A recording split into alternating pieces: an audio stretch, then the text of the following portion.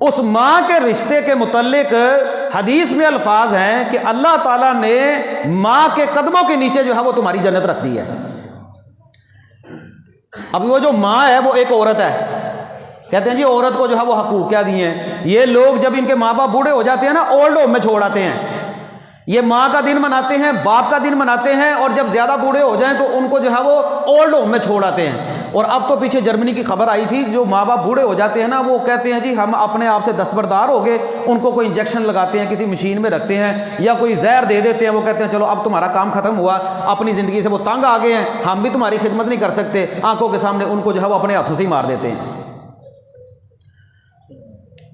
ماں کا ایک دن منا کر کہتے ہیں ماں کا حق ادا ہو گیا، باپ کا ایک دن منا کر کہتے ہیں باپ کا حق ادا ہو گیا، جبکہ اسلام کیا کہتا ہے؟ وَبِالْوَالِدَيْنِ إِحْسَانًا، والدین کے ساتھ نیکی کرنی ہے، والدین کے ساتھ اتنے سلوک کرنا ہے۔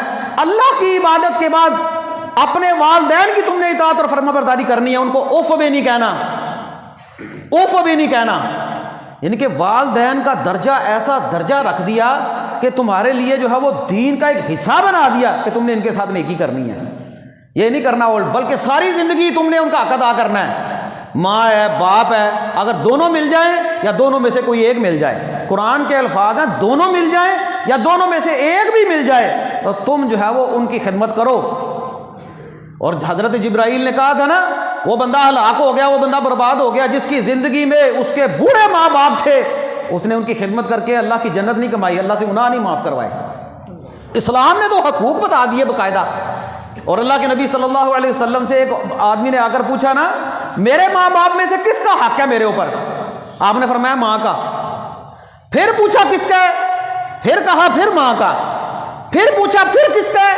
آپ نے فرمایا پھر ماں کا ہے۔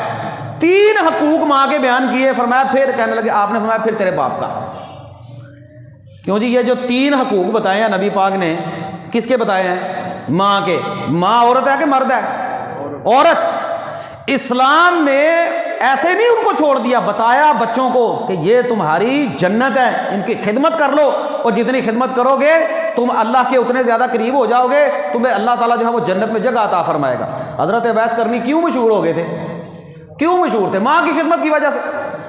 ماں کی خدمت کی وجہ سے نہیں جا سکے حج پر۔ حضرت عمر رضی اللہ تعالیٰ عنہ کے دور میں جب آئے، نبی پاک نے فرمایا جب آئے نا تب ان سے دعا کروانا۔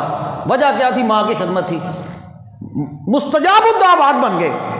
اور معراج کے موقع پر جناب رسول اللہ صلی اللہ علیہ وسلم نے ایک بندے کے قرآن پڑھنے کی آواز سنی۔ سبحان اللہ، اللہ ہمارا اوڑھنا بچھونا قرآن کے ساتھ بنا دے، ہماری بھی عقیدت اور محبت قرآن کے ساتھ ہو جائے۔ نبی پاک نے قرآن پڑھنے کی آواز سنی۔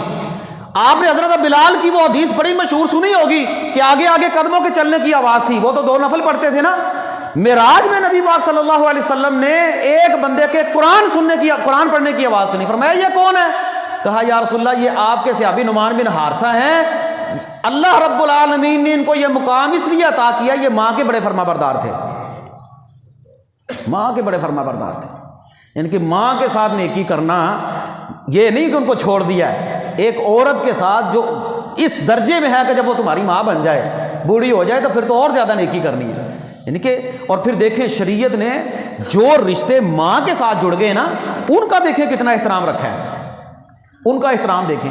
ماں کی ماں، نانی، ماں کی بہن، خالہ، یہ رشتے تو ہمیں ویسے بھی بڑے عزیز ہوتے ہیں گھروں میں، کیونکہ ہمارے ہاں برصغیر پاک و ہند میں نا خواتین کا زیادہ جو ہے وہ رجحان جو ہے وہ اپنے رشتوں کی طرف ہوتا ہے۔ ان رشتوں کا تو ہمیں ویسے بھی پتہ ہے۔ اب دیکھیں ماں کی جو بہن ہوتی ہے نا، خالہ، اب خالہ کے بارے میں جناب رسول اللہ کے الفاظ ہیں، الخالۃ بمنزلۃ الام، خالہ جو ہے وہ ماں کے درجے میں ہوتی ہے، خالہ ماں کے درجے میں ہوتی ہے۔ اور ایک فیصلہ بھی ہوا تھا، ایک بچی کے بارے میں جب فیصلہ آیا نا تو نبی پاک نے فرمایا یہ خالہ کے حوالے کرو، کیونکہ خالہ جو ہے وہ ماں کے درجے میں ہے۔